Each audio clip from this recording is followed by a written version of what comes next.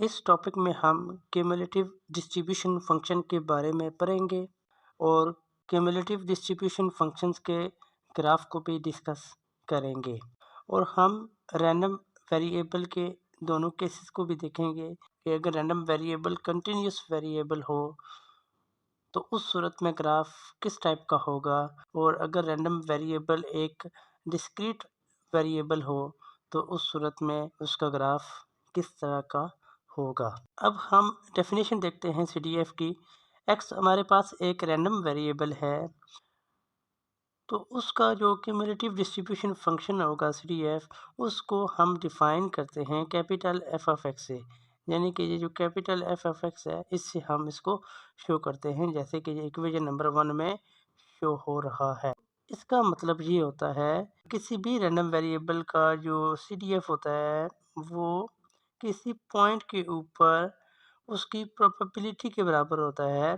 Probability -infinity से उस point के दरमियान की, जो पॉइंट चूज़ किया हुआ है उस इंटरवल में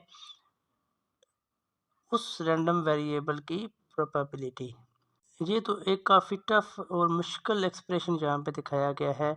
अगली स्लाइड में एक आसान नोटेशन दिखाई गई है जिसको आसानी से समझा जा सकता है। इसको हम शॉर्ट लिख सकते हैं, probability of capital X is less than और इक्वल टू स्मॉल x। ये नोटेशन हम काफ़ी बार इस्तेमाल कर चुके हैं और हम इसको बखूबी जानते हैं इसका मतलब क्या है। और CDF को हम क्यूमुलेटिव डिस्ट्रीब्यूशन फंक्शन को हम शॉर्ट डिस्ट्रीब्यूशन फंक्शन भी कहते हैं और उसको स्मॉल df से शो करते हैं। अगर रैंडम वेरिएबल हमारे पास डिस्क्रीट हो तो उस सूरत में जो उसका ग्राफ होगा वो स्टेयरकेस टाइप होगा और उसको हम स्टेप फंक्शन भी कहते हैं, क्योंकि वहाँ पे स्टेप बने होंगे इस तरीके के, तो इसलिए उनको हम कहते हैं ये एक स्टेयरकेस टाइप ग्राफ है और इसलिए इसको स्टेप फंक्शन भी कहा जाता है। ये हम अगली स्लाइड में तफसील से देखेंगे, ग्राफ को डिस्कस करेंगे। यहाँ पे सिर्फ ये मालूमात दी हुई हैं कि डिस्क्रीट का ग्राफ किस टाइप का होगा और कंटिन्यूस का ग्राफ किस टाइप का होगा। तो अगर रैंडम वेरिएबल कंटिन्यूस हो तो उस सूरत में जो ग्राफ होगा वो एक कर्व होगी या एक लाइन होगी। इस एग्जांपल में हम देखेंगे कि अगर रैंडम वेरिएबल हमारे पास डिस्क्रीट हो तो उस सूरत में उसका जो ग्राफ स्टेयरकेस टाइप बनता है वो किस तरीके से बनता है और उसकी क्यूमुलेटिव डिस्ट्रीब्यूशन फंक्शन हम कैसे कैलकुलेट करते हैं। सपोज करते हैं हमारे पास Px ऑफ x एक प्रोबेबिलिटी मैथ फंक्शन है रैंडम वेरिएबल x का, और हम इस प्रोबेबिलिटी मैथ फंक्शन से CDF फाइंड करते हैं और उसके बाद हम उसका ग्राफ बनाते हैं। इसके बाद एक बात और भी याद रखनी है कि ये जो डिस्ट्रीब्यूशन हम कंसिडर कर रहे हैं वो यूनिफॉर्म डिस्ट्रीब्यूशन है। तो हमारे पास रैंडम वेरिएबल जो हैं वो कौन से हैं, -1, 0 और 1। तो इस केस में हमारे पास तीनों की जो प्रोबेबिलिटी होगी वो 1/3 होगी, क्योंकि टोटल जो सैंपल स्पेस बन रही है यहाँ पे वो 1 2 3 3 नंबर हैं और एक नंबर की प्रोबेबिलिटी 1/3 होगी, क्योंकि डिस्ट्रीब्यूशन यूनिफॉर्म है। तो यहाँ पे हम एक टेबल बनाएंगे और टेबल के पहले कॉलम में हम रैंडम वेरिएबल की वैल्यूज लिखेंगे -1, 0 और 1, और दूसरे कॉलम में इनकी प्रोबेबिलिटीज़ लिखेंगे और तीसरे कॉलम में हम पहली प्रोबेबिलिटी ऐसे लिखेंगे और अगले कॉलम में हम पहली वाली प्रोबेबिलिटी में दूसरी प्रोबेबिलिटी ऐड कर देंगे, इसको क्यूमुलेट करेंगे तो ये 2/3 आ जाएगी, और इसके बाद 2/3 में हम ये प्रोबेबिलिटी ऐड करेंगे तो जवाब यहाँ पे 1 आ जाएगा। पिछली स्लाइड में हमने इस टेबल को डिस्कस किया। अब इस टेबल को हम इस ग्राफ की मदद से अंडरस्टैंड करते हैं। एक्स एक्सिस पे हमारे पास रैंडम वेरिएबल गिवन है और वाई एक्सिस पे हमारे पास CDF दिया हुआ है, जहाँ पे 1/3 है ये वाला पॉइंट, इसके बाद ये 2/3 है दूसरे नंबर वाला पॉइंट, इसमें ये प्रोबेबिलिटी ऐड हुई है और इसके बाद 1 है, तो इस वाली प्रोबेबिलिटी में ये प्रोबेबिलिटी ऐड हुई तो 1 आया, तो ये हमारे पास CDF 1 के इक्वल है। अब अगर हम ये देखें कि प्रोबेबिलिटी -1 पॉइंट के ऊपर 1/3 है, ये बात याद रखनी है।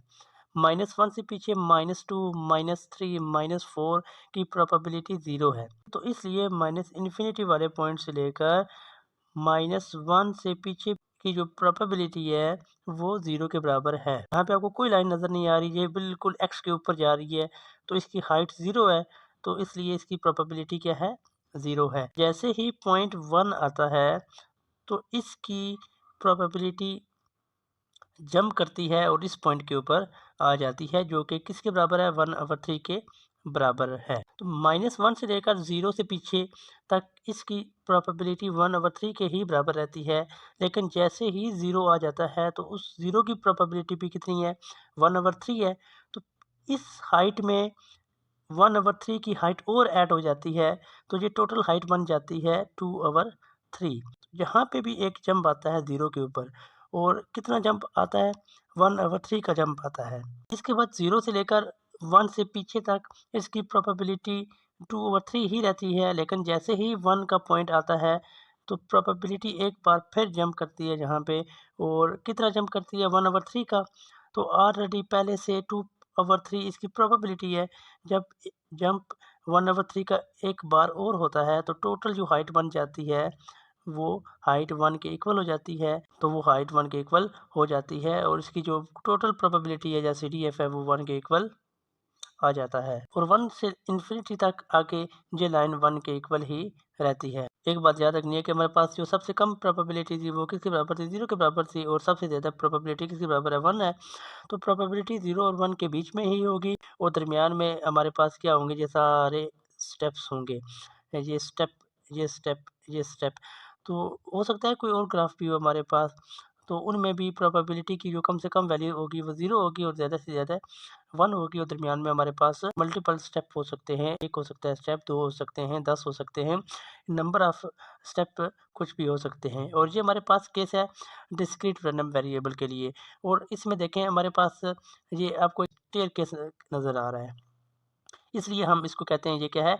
एक स्टेप फंक्शन है। अब हमारे पास एक और एग्जांपल है जिसमें रैंडम वेरिएबल कंटीन्यूअस वेरिएबल है।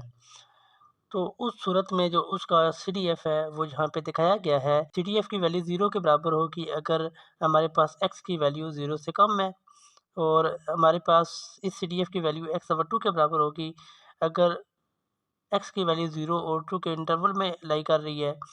और इसके अलावा CDF की वैल्यू 1 के इक्वल होगी अगर इसकी वैल्यू 2 से ग्रेटर या 2 के इक्वल है। तो याद रखना है कि इंटरवल हमारे पास कौन सा है? 0 और 2 का इंटरवल है।